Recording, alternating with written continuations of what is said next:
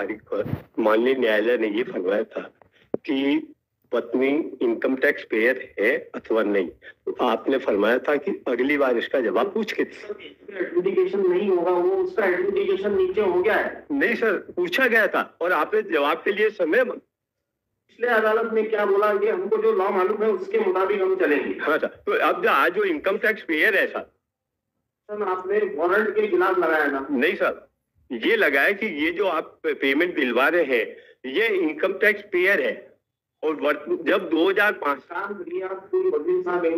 वो ज्यादा लॉ समझ पाएंगे, आपको लॉ नहीं मालूम, आप टैक्स की। सर मुझे तो माननीय न्यायालय ने जो फरमाया मेरे सामने, और आपने उसके लिए समय मांगा था कि अगर इनकम टैक्स पेयर है तो मैं पूछ के बताऊंगा। That is not the issue. Whether she is an income tax payer or not. तो इनकम टैक्स पेयर होगा तो मुझसे 125 की पहली शर्त है सर।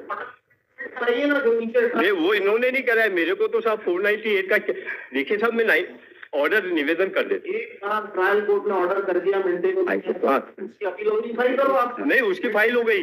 उसके बाद 17/2/20 को माननीय उच्च न्यायालय ने एक ऑर्डर पारित किया श्रीमान एमपी गुप्ता साहब ने कि अगर आपने 498 का केस जीत चुके हैं। एक ही बार लास्ट बताऊंगा, otherwise you engage the council or will pass the order. We know what is the law.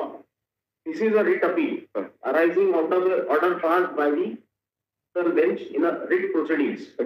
There you have challenged issuance of a warrant. That's all. That is the only issue here. Sir मेरी 74 साल की, कितने साल की उम्र है, क्या है, आपको जो मेंटेनेंस दिया सही है गलत है, वो यहाँ एग्जामिन नहीं होगा, वो अपील में होगा। आपके जो ओरिजिनल ऑर्डर को चैलेंज करो, आप किया होगा उसमें डिसाइड होगा। सर ओरिजिनल अपील की अपील करने पर 7/7/2008 को वो निरस्त भी हो चुका, फिर वापस ऑर्डर हुआ। 7/7/2008 को मेंटेनेंस ऑर्डर माननीय जिला न्यायाधीश श्रीमान हरदा, उन्होंने उसको निरस्त भी किया है, उसके बाद वापस राइज हुआ है।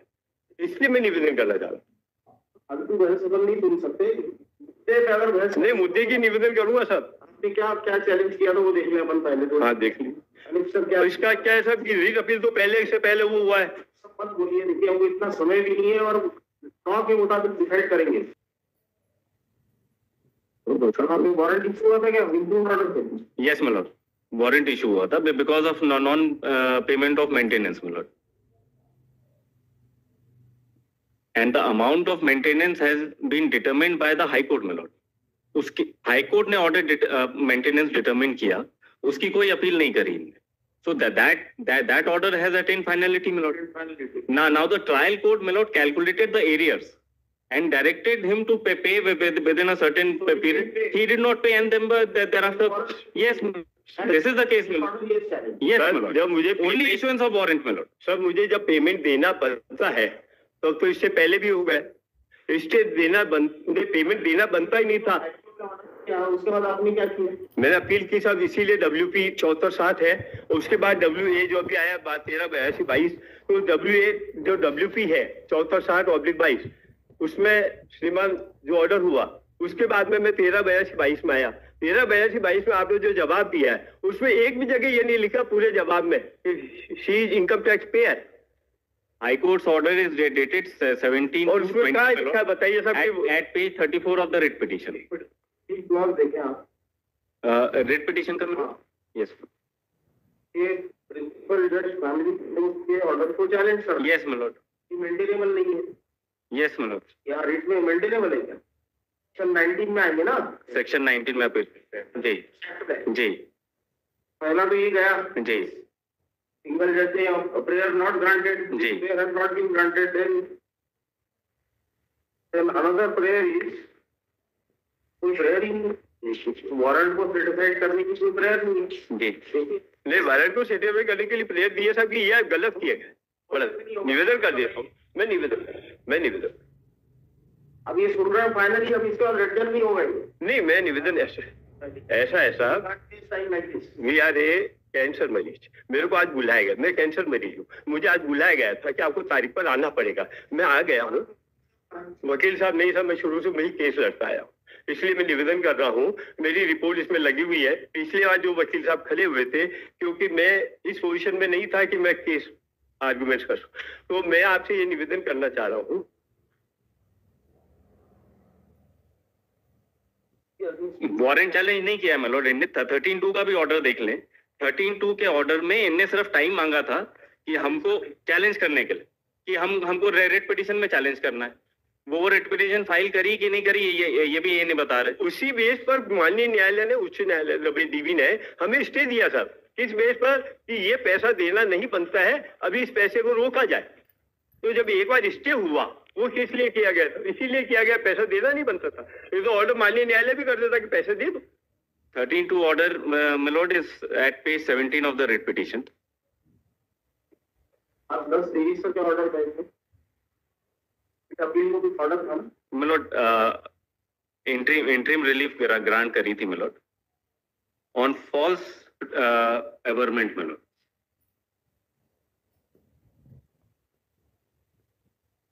Para 3 of this order may be seen. However, on hearing the party in person as well as learned counsel for the respondents, we are of the view that an interim order is required in this case, even relying on the observations made in para 8 of the order dated 17/2/2020. We do not find it expedient that it is appropriate in the given facts and circumstances of the case. Serious allegations of adultery has been made by the husband. Until and unless the same is decided, the question of paying maintenance would necessarily have to take a back seat. More so, the liberty that the order could be modified by stopping the payment of maintenance also, in our considered view, is inappropriate. The question of paying maintenance to an adulterous wife would not arise for consideration at all. Therefore, it is only just and necessary that the case for adultery be decided earlier. The complaint for adultery was filed on so and so. It is only a year thereafter that the petition under section 125 CRPC has been filed by the wife. Thereafter, my lord, liberty was given to me, my lord, to counter this allegation, my lord. So I have filed application for vacating stay, stating that this is a false allegation, my lord, and no charge. That case, Adultery का कोई case ही नहीं है my lord. ऐसा This is what I have shown in my vacating stay, my lord. Last order यही किया गया, adultery order छोड़िए, आप कुछ डॉक्यूमेंट बताइए। हाँ इसमें है साहब लगा हुआ, एडल्ट्री का केस फाइनल कराने के बाद आइए। My vacating stay में भी मैं तारीख देता हूँ साहब। it was not maintainable, my lord. अगर आप इम्प्यून्ड ऑर्डर, जो रेट पिटीशन का इम्प्यून्ड ऑर्डर है, उसमें भी आ जाए my lord, एक मिनट के लिए, page 17 of the rate petition, उसमें मांगा क्या है? Page 17 of the rate petition, effective proportion पढ़ रहा हूं my lord, आइए number 5।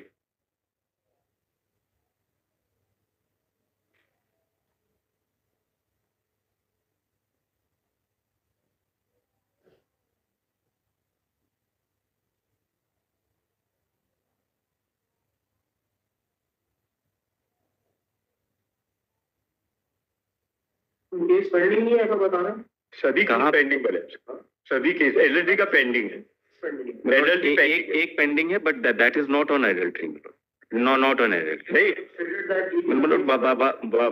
why doesn't he allow me to speak, my lord? He is interrupting. अच्छा ये सारा पेज 17 पे आ गया। Page 17, my lord. This was the impugned order in the writ petition, my lord. आइए नंबर 5 का तथ्य ये है कि अनावेदक द्वारा ₹100 का चेक जमा यस कहाँ पे? my lord, in center of the page, my lord. आइए number 5।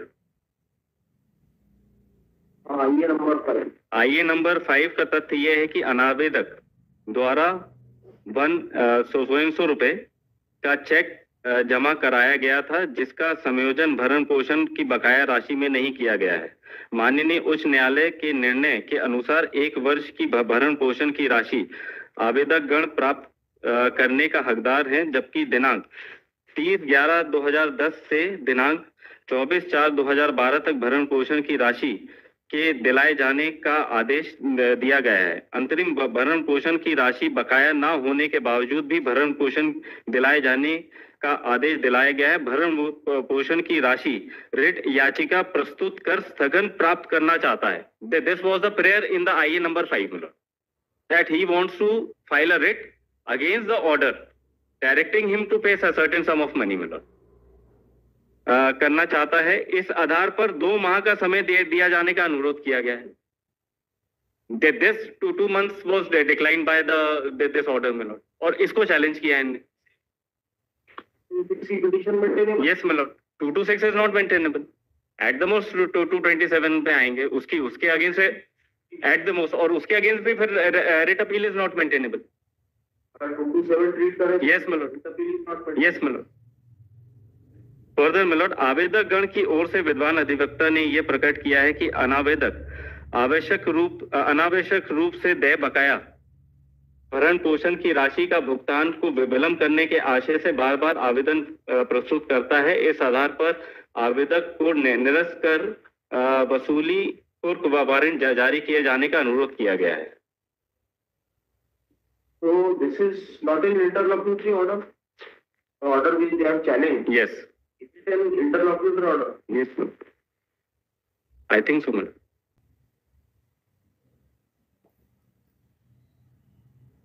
An appeal shall lie from every judgment or order, not being an interlocutory order of the family court to the High Court, Court of Facts and on Law. Yes, my lord. Section 19 बोलता है।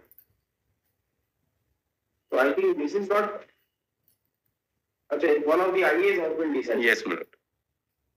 So in any case, but only prayer in the IA was that he wanted 2 months time to challenge the main order in the writ petition, my lord. That's all. तो बाकी ये और दो महीने से जो ज्यादा ही हो गया। अब this was in 2021. application. Yes, my lord. Is that application? Yes, my lord. मैं निवेदन करना चाहता हूँ साहब। अरे थोड़ा सा हमको समझने दो, आपको बता नहीं पाओगे आपकी एप्लीकेशन किस बात की थी, क्या प्रेयर था। अब ये नई बातें आप यहाँ कोर्ट के सामने बोल के ऑर्डर ले लिया आपने। नहीं sir, that was not the subject matter before the trial को। मैंने कोर्ट के सामने वही निवेदन किया जो सत्य था और रिकॉर्ड में।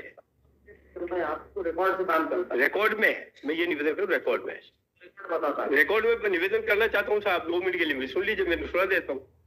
कोई देख रहा है अभी नहीं, आप 74-60 का पेज नंबर 73, 74, 75 पढ़ लीजिए। तो 4 लाइन में सारा चीज के आदेश यहाँ चैलेंज किया है। दूसरी आईए किधर है? उसकी आइए नहीं रिकॉर्ड कहाँ है?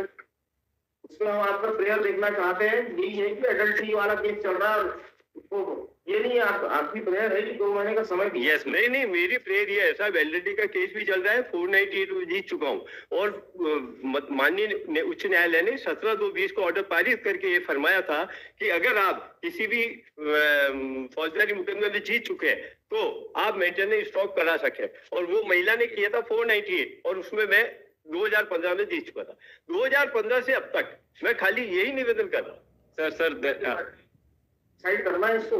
My apologies. अंतरिम आवेदन जो निरस्त कर दिया गया। पेज 19 में है मिलोड, रेट पिटीशन की पेज 19 में।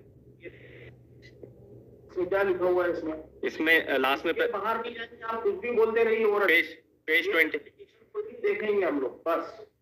पहले दूसरे बेंच ने क्या ऑर्डर पास किया, that is a different matter. Now we are hearing finally page 20 milord. Application for waiting stay. Yes milord, page 20 the relief clause milord. ऐसा प्रार्थना है कि माननीय उच्च न्यायालय रिट याचिका प्रस्तुत कर स्थगन आदेश लेने हेतु 2 माह का समय प्रदान किया जाने का आदेश पारित तब तक उक्त प्रकरण की कार्रवाई को स्थगित किया जाए। This was a limited prayer milord. इतनी लिमिटेड प्रेयर है आपकी? सर लिमिटेड, सर लिमिटेड कैसे? मैं निवेदन ये कर रहा हूँ। अपील नहीं सुन रहे, आपकी पूरी अपील नहीं सुन रहे। ठीक, एक आवेदन निरस्त होने के बाद आपने रिट लगा दी, वो भी 226 में मेंटेनेबल ही नहीं है एक्चुअली। It is only 227। माननीय न्यायालय ने एक्सेप्ट किया और मुझे स्टे दिया और सुन के स्टे दिया और डीबी से द्वारा ही दिया गया। एक सेकंड, ऑर्डर। अरे एक निवेदन साहब, मैं निवेदन ये कर रहा हूँ कि मेरी जो 74-60 में मेरी एप्लीकेशन है जिसके विरुद्ध में वापस WA में WP पहले की है, WA जिसके विरुद्ध यहाँ है उसी के बेसिस पे डिसाइड होगा। सर तो 74-60 मेरा बेसिक है। क्या हुआ? WP 7460 कहाँ है वो? लगा नहीं यार, वो इसमें लगा हुआ है। डिसाइड हो गया ऑलरेडी। नहीं सर, वो डिसाइड हुआ तो इसी का तो पार्ट बना WA, वो रॉन्ग हुआ, उसी को मैंने चैलेंज किया, तो उसी को रिकॉर्ड इसके साथ लगा हुआ है श्रीमान। दो केस है आपके? हाँ, 2 केस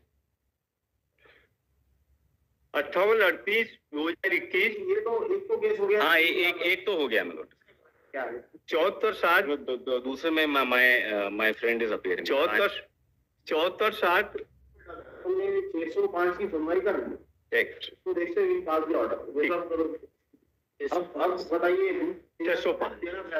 605 में क्यों आया सर कि 7460 इसके पीछे लगा WP। करके डिसाइड करते हैं आप अलग अलग केस क्यों फाइल करते नहीं, यही कह रहा हूँ सर। क्यों नहीं कर दिया?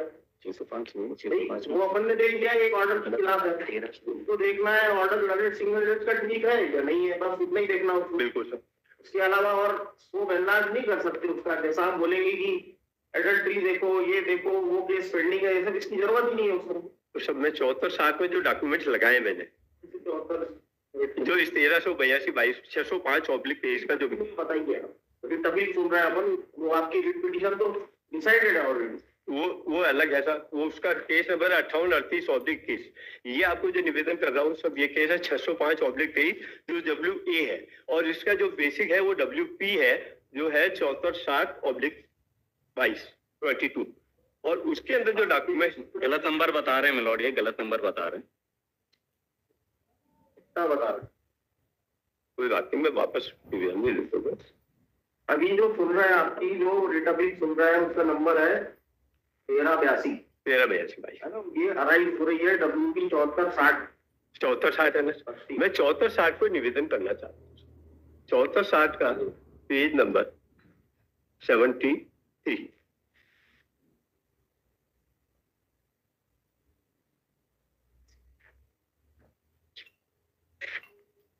Sorry 75 para number 11। वही है, सीटिंग एडजर्नमेंट केस है वही। नहीं, पैरा नंबर 11 है साहब। इसमें लिखा है ये सही है कि मैं अपनी शादी के बाद अपने ससुराल ब्यावर में ही रही। ये कहना सही है कि मैं 1999 से आयकर दाता रही हूँ। ये कहना सही है कि मैं अनादर की आय के स्रोत का कोई दस्तावेज पेश नहीं कर पाई। और सेकंड पेज 76 में श्रीमान साहब लिखा हुआ है, मुझे ध्यान नहीं कि मेरी आय 1990 से अशोक कोटाई से ज्यादा रही है। और साथ में 14 नंबर पैराग्राफ, यह कहना सही है कि मैं शादी के पहले शेयर मार्केट एवं UTI का व्यापार करती थी। स्वतः कहा कि मैंने शेयर मार्केट एवं UTI में पैसा लगाया था। यह कहना सही है कि मैंने अपील थोड़ी सुन रहे हैं, अपील के खिलाफ थोड़ी। सर WP जो है मेरा आधे पन्ने का आवेदन, उसके खिलाफ आप यहाँ आए हुए हैं। हाँ सर। टाइम मांग रहे थे आप वहाँ पे? नहीं, टाइम नहीं मैंने मांगा सर। अब आपको आवेदन पढ़ के सुनाता हूँ। मैं कैंसर मेरी था, मैं इतना तेज अभी भी नहीं बोल पा रहा हूँ, पर क्योंकि आप फरमा रहे हैं वो बोल पा रहा हूँ। पर मेरा निवेदन ये है कि अगर वास्तविक रियल डॉक्यूमेंट जो रिकॉर्ड में है वो तो श्रीमान निवेदन करूंगा ना। तो देखने की जरूरत ही नहीं है। आपने क्या एप्लीकेशन क्या लगाया? रिजेक्ट चाहिए number 2 moved by the present petitioner seeking adjournment of the proceedings pending before the learned family court. Yes.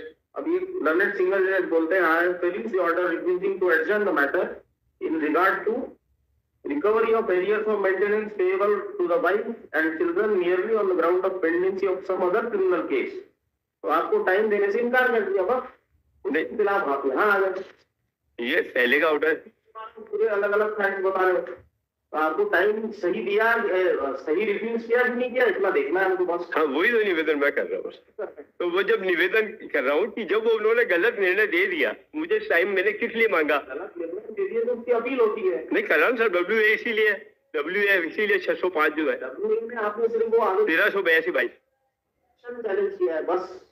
हाँ, तो मेंटेनेंस देने का वो देखिए पढ़ देता हूँ। अरे सब देखिए, इतना आपको बिना बोले बिना पढ़े बोलते ही हमने। सर मैं निवेदन कर दूं? आप चाहते हो सब प्रकार के ऑर्डर सर्टिफाइड हो जाएंगे? नहीं सर, देखिए सर पेज नंबर 12 और उसमें 7 काउंसिल एंगेज करना है, तो आप कुछ बेनिफिट मिलेगा, समझा कि नहीं कुछ नहीं हो सकता है। सब समय दे दीजिए, मैं थोड़ा इतना ज्यादा बोल पाऊँ। समय वाला काम ही नहीं। यहाँ तो तो फिर मैं आप निवेदन कर देता हूँ sir, that this honorable court may kindly to please to direct the learned court below the past appropriate order and application details 16/12 and compliance to the order of this honorable court 17/2 in which this honorable court had